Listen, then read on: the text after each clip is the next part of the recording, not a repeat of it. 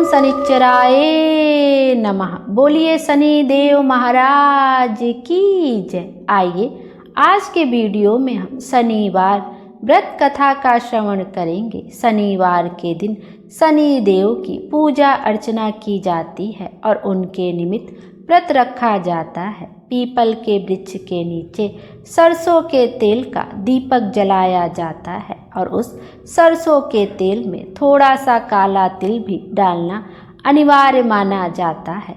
अधिकांश व्यक्ति इस मिथ्या भ्रम से ग्रसित होते हैं कि शनि देव एक क्रूर धन संपत्ति के हरण करता और अनिष्टकारक देव हैं, परंतु यह तो उनकी शक्तियों का केवल एक पक्ष है। दूसरी ओर अपने भक्तों की सभी मनोकामनाएं पूर्ण करने वाले अत्यंत कृपालु देवता भी हैं श्री शनि देव जी। राजा को रंक और रंक को राजा, कोढ़ी को कमनीय काया का स्वामी और दुराचारी को श्री संपन्न धर्मात्मा बनाना श्री शनि देव के लिए सहज ही संभव है। बोलिए शनि देव महाराज की जय। आइए अब शनि देव का ध्यान करते हुए हम शनिवार की व्रत कथा का श्रवण करते हैं। ओम शं शनिश्चराय नमः। शनिवार व्रत कथा। एक समय सूर्य, चंद्रमा, मंगल, बुध, बृहस्पति, शुक्र, शनि, राहु और केतु इन 9 ग्रहों में विवाद हो गया कि हम में सबसे बड़ा कौन है। जब आपस में कोई निश्चय ना हो सका तो सब देवराज इंद्र के पास गए और कहने लगे कि आप सब देवताओं के राजा हैं, इसलिए आप हमारा न्याय करके बताएं कि हम 9 ग्रहों में सबसे बड़ा कौन है। राजा इंद्र इनका प्रश्न सुनकर घबरा गए और कहने लगे कि मुझ में सामर्थ्य नहीं है जो किसी को बड़ा या छोटा बतला सकूं।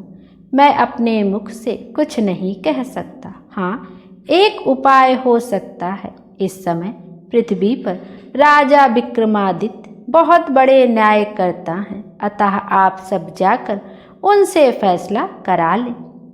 यह सुनकर सभी ग्रह देवता चलकर भूलोक में जाकर राजा विक्रमादित्य की सभा में आकर उपस्थित हुए और अपना प्रश्न राजा के सामने रखा।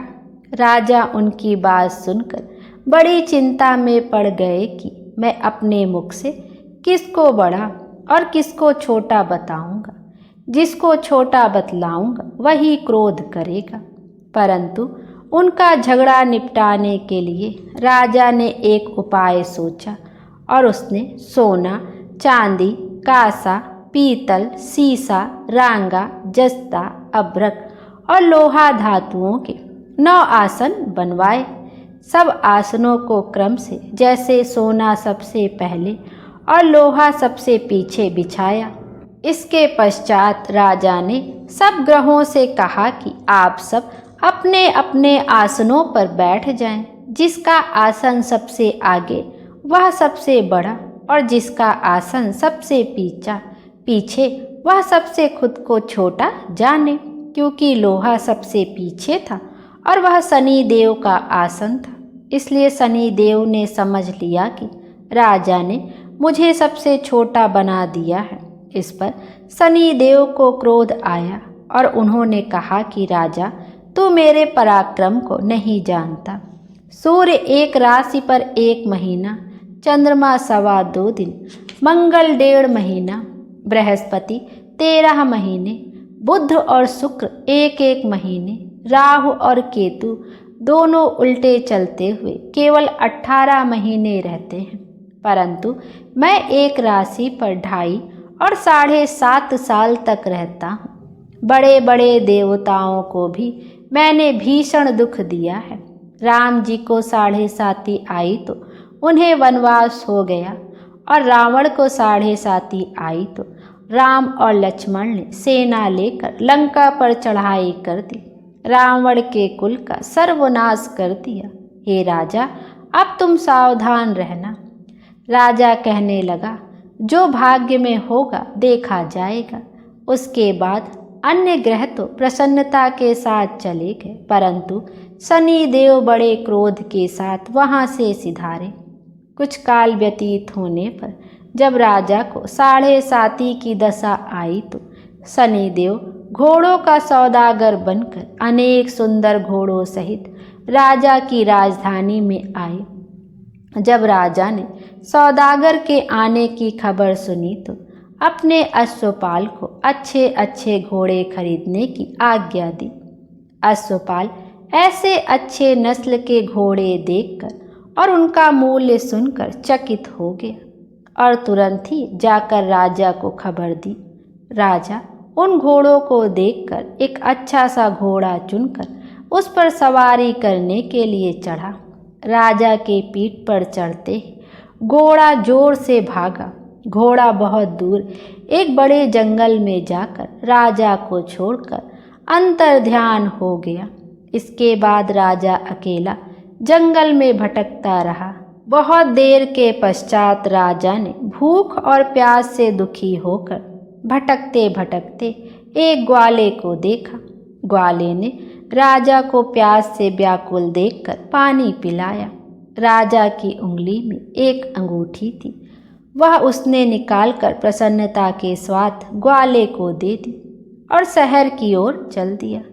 राजा शहर में पहुंचकर एक सेठ की दुकान पर जाकर बैठ गया और अपने आप को उज्जैन का रहने वाला तथा अपना नाम बीका बतलाया। सेठ ने उसको कुलीन मनुष्य समझकर जल आदि पिलाया। भाग्यवश उस दिन सेठ की दुकान पर बिक्री बहुत अधिक हुई। तब सेठ उसको भाग्यवान पुरुष समझकर भोजन कराने के लिए अपने साथ ले गया। भोजन करते समय राजा ने एक आश्चर्य की बात देखी कि खूंटी पर हार लटक रहा है और वह खूंटी उस हार को निगल रही है। सेठ को कमरे में हार न मिला तो सबने यही निश्चय किया कि सिवाय बीका के और कोई इस कमरे में नहीं आया, अतः अवश्य ही उसी ने हार चोरी किया है। 5-7 आदमी इकट्ठे होकर उसको फौजदार के पास ले गए। फौजदार ने उसको राजा के सामने उपस्थित कर दिया और कहा कि यह आदमी तो भला प्रतीत होता है, चोर नहीं मालूम होता, परंतु सेठ जी का कहना है कि इसके सिवाय और कोई घर में आया ही नहीं, अवश्य ही इसी ने चोरी की है। राजा ने आज्ञा दी कि इसके हाथ पैर काटकर चौरंगिया किया जाए। राजा की आज्ञा का तुरंत पालन किया गया और बीका के हाथ पैर काट दिए गए। कुछ काल व्यतीत होने पर एक तेली उसको अपने घर ले गया। बीका कोल्हू पर बैठा हुआ अपनी जुबान से बैल हाँकता रहा। कुछ वर्षों में शनि की दशा समाप्त हो गई। एक रात को वह वर्षा ऋतु के समय मल्हार राग गाने लगा। उसका गाना सुनकर उस शहर के राजा की कन्या उस राग पर मोहित हो गई और दासी को खबर लाने के लिए भेजा कि शहर में कौन गा रहा है। दासी सारे शहर में फिरती फिरती क्या देखती है कि एक तेली के घर में चौरंगिया राग गा रहा है। दासी ने महल में आकर राजकुमारी को सब वृतांत सुना दिया। बस उसी क्षण राजकुमारी ने यह प्रण कर लिया कि चाहे कुछ भी हो, मुझे इस चौरंगिया के साथ विवाह करना है। माता ने कहा, पगली, यह क्या बात कह रही है? तुझको किसी देश के बड़े राजा के साथ ब्याह जाएगा। कन्या कहने लगी कि माताजी, मैं अपना प्रण कभी नहीं तोड़ूंगी। माता ने चिंतित होकर यह बात राजा को बताई। जब महाराज ने भी आकर यही समझाया कि मैं अभी देश देशांतर में अपने दूत भेजकर सुयोग्य, रूपवान एवं बड़े से बड़े गुणी राजकुमार के साथ तुम्हारा विवाह करूंगा, ऐसी बात तुमको कभी नहीं विचारनी चाहिए। कन्या ने कहा, पिताजी, मैं अपने प्राण त्याग दूंगी, परंतु किसी दूसरे से विवाह नहीं करूंगी। इतना सुनकर राजा ने क्रोध से कहा, यदि तेरे भाग्य में ऐसा ही लिखा है तो जैसी तेरी इच्छा हो वैसा ही कर। राजा ने तेली को बुलाकर कहा कि तेरे घर में जो चौरंगिया है उसके साथ मैं अपनी कन्या का विवाह करना चाहता हूँ। अपने घर जाकर विवाह की तैयारी करो। राजा ने उसी समय राजकुमारी का विवाह चौरंगिया विक्रमादित्य के साथ कर दिया। रात्रि को शनि देव ने विक्रमादित्य को स्वप्न दिया, राजा देखो, मुझको छोटा बतलाकर तुमने कितने दुख उठाए। राजा ने क्षमा मांगी। शनि देव ने प्रसन्न होकर विक्रमादित्य को हाथ पैर दिए। तब राजा ने कहा, महाराज मेरी एक प्रार्थना स्वीकार करें कि जैसा दुख आपने मुझे दिया है ऐसा और किसी को ना दे। शनि देव ने कहा कि तुम्हारी यह प्रार्थना स्वीकार है। जो मनुष्य मेरी कथा सुनेगा या कहेगा उसको मेरी दशा में कभी किसी प्रकार का दुख नहीं होगा, और जो नित्य ही मेरा ध्यान करेगा और चींटियों को आटा डालेगा उसके सब मनोरथ पूर्ण होंगे।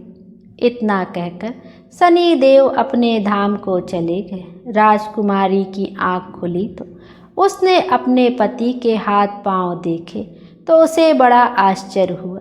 राजा ने अपना समस्त हाल कहा कि मैं उज्जैन का राजा विक्रमादित्य हूँ। यह बात सुनकर राजकुमारी अत्यंत प्रसन्न हुई।